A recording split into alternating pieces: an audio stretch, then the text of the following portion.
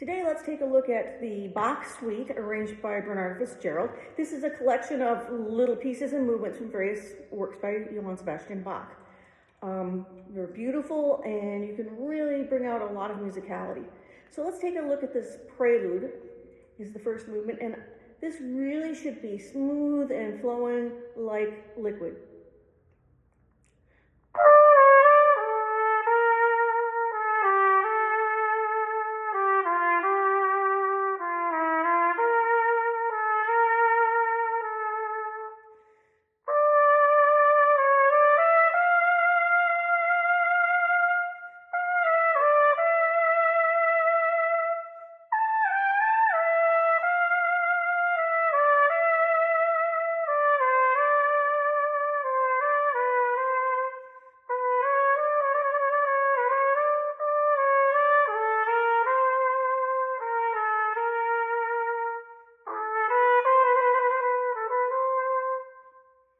You want to keep it nice, smooth, and flowing.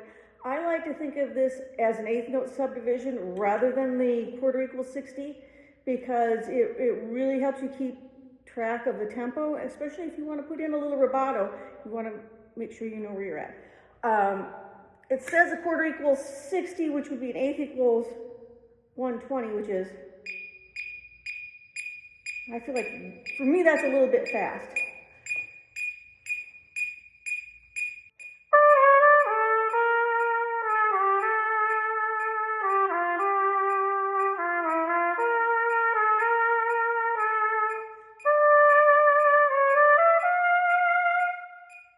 That seems kind of rushed, like you're really pushing it. And that's a musical choice that one has to make because Bach did not put in tempo markings. This is 108.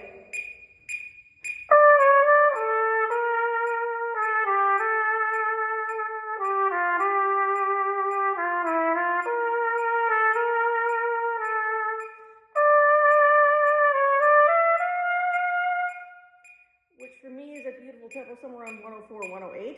The difficulty with that slow of a tempo is controlling your breath. But either way, you have to work on just that beautiful sound from whatever tempo you choose. The first thing I would do is really practice with a metronome and slower than that and build the time up, just so you can get that really nice, beautiful flow.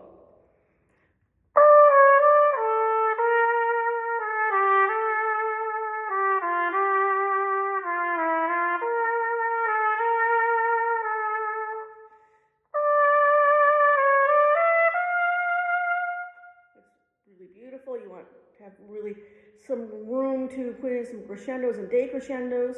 Use some vibrato on those long notes like first measure C, second measure B, the A, so that you can move them along. In the last bar of the first line, you really want to save that and crescendo into what's going on all the way up to the high Bs. And when you get to the Bs, really keeping those nice, smooth, beautiful sound. Technically, it's not technically challenging. This one is physically challenging in that you really have, it's a long kind of movement and it has a lot of high range things. Like second line, those Bs, fourth line, you're up to As. So you really, and you want to have a beautiful round sound. So you have to build endurance doing a lot of lip slurs, those kind of things to keep and build a beautiful sound with it. At the end, you've got a nice rallentando.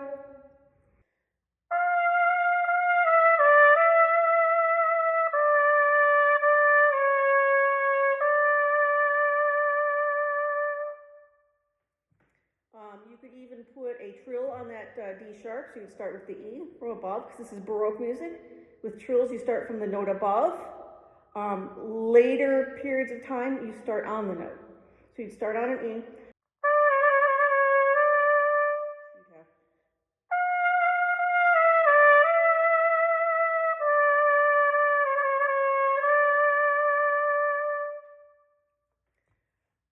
In the second line, last measure, you have a trill, so that one should start with the E above.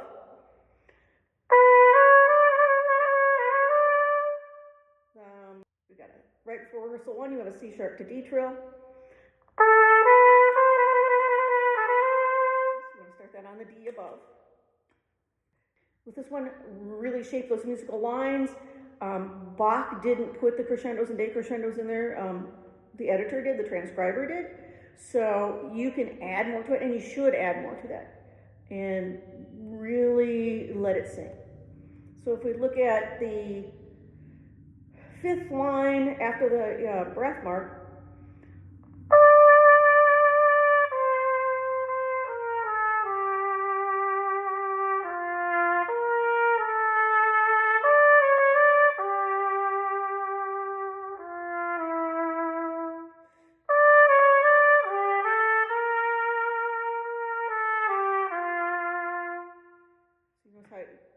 ebbs and flows, and that's what you want with this prelude movement.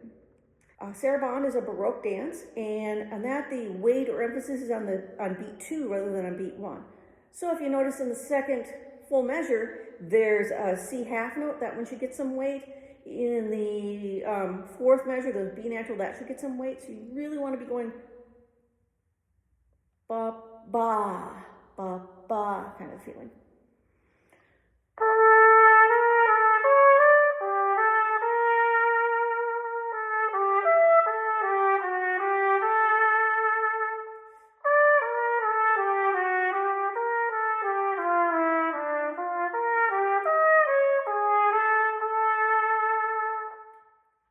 So again, shaping those notes, taking them with crescendos and decrescendos, sort of the micro movement in a piece, and keeping it moving, and really thinking about that beat 2 as being heavier, weightier.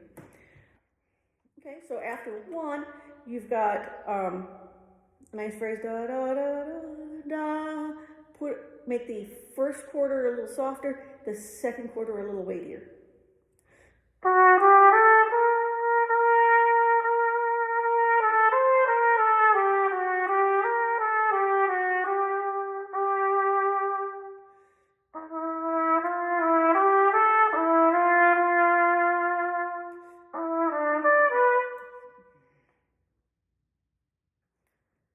Okay, so you're just kind of moving it along.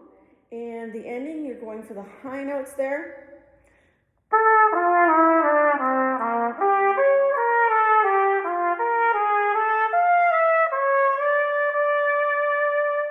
So I would make that whole last phrase crescendo all the way to the E.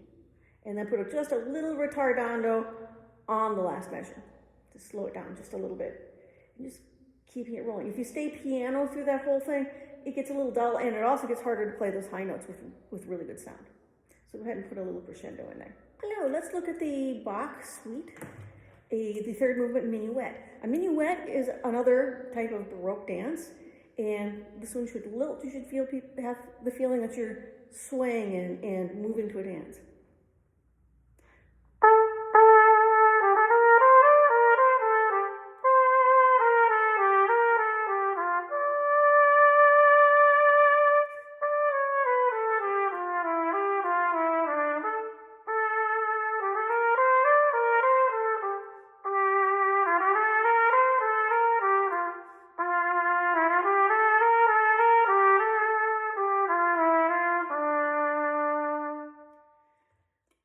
I dealt with the dotted notes, the staccato notes, but they were still open-ended. They were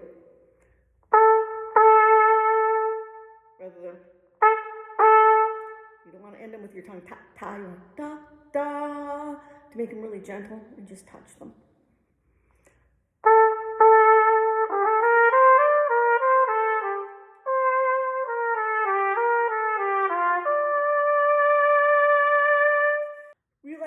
In the Baroque period, the instruments were much smaller. You can look up the cornetto from the Renaissance going into the Baroque. You can look at the natural trumpet, which is the same length, but had a much softer, quieter sound. So most of the instruments were much quieter than these. So you want to keep it a little bit smoother and really keep the edge of the volume subdued a little bit. So if we look after 2, you've got the same figure transposed down a third. And then at the end, you have a transitional figure that goes back to the very beginning and ends at number 2. So here's the little bit of ending.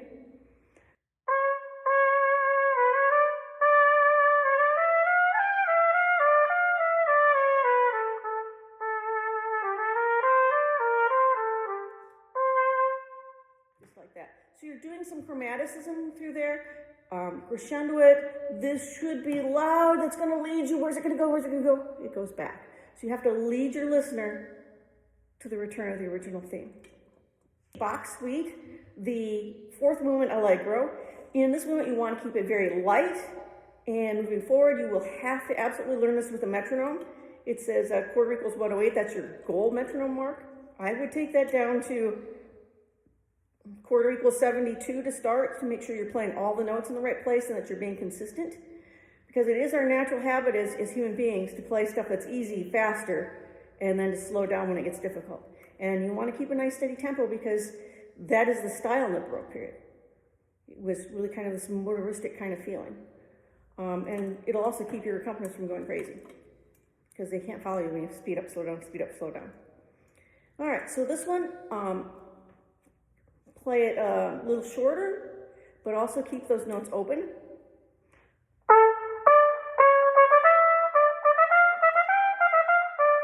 So this is da da da da da da da da da da da da da da da. Not da da. Here's the difference. Here's da da. And here's open.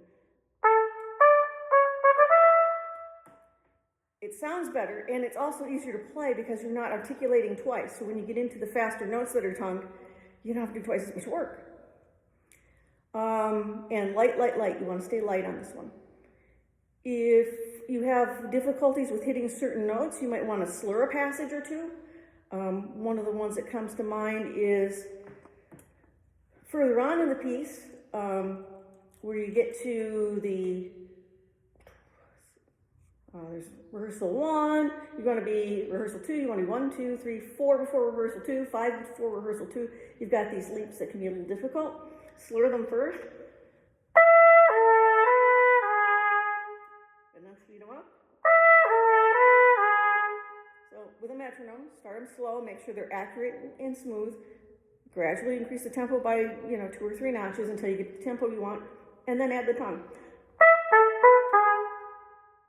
Because using the slurring method will help you with the air and keeping your air going for each one, and it'll also work on the accuracy, so when you add the tongue, it's just really easy. And the same with the next measure.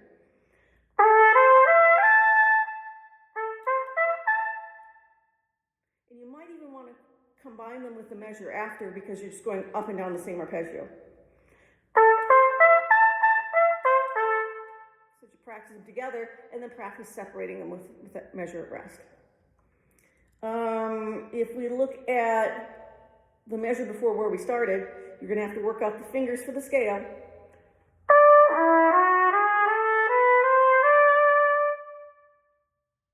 So make sure you're doing all the right fingers in there. Just before the first ending, you've got a 16-note triplet, so that happens on the second half of the beat. So you have 1, pop, ba-ga-da-da. So it's da, da-da-da-da. Da, da-da-da-da. Sing that with me. 1, 2, ready, go. Da, da-da-da-da. Again. 1, 2, ready, go. Da, da-da-da-da.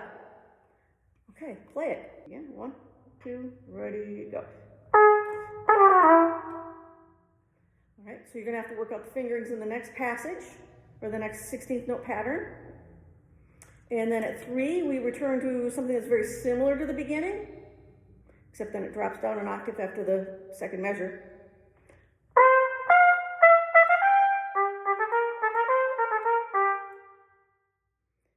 And then going throughout, it's basically the same kinds of work back and forth with leaps and with nice clean tonguing. At the very end, you've got some 30-second notes that happen on the second half of beat 2. So you have, let's go 1, 2, 3 from the end. You see those 30-second notes? Yeah. Da, da, da, da, da. Say that with me. 1, 2, ready, go. Da, da, da, da, da. One more time. 1, 2, ready, go. Da, da, da, da, da. Okay, so here we go. Let's play that measure. 1, 2, ready, go. So to the end would sound like. You could even put a retardando in there because that would be characteristic of the style. So have fun with this. Make sure you're expressing lines, because Bach didn't write crescendos and decrescendos in there. He and the composers of his era assumed the artist would put those in themselves and make those musical lines. So you have to think about those musical lines.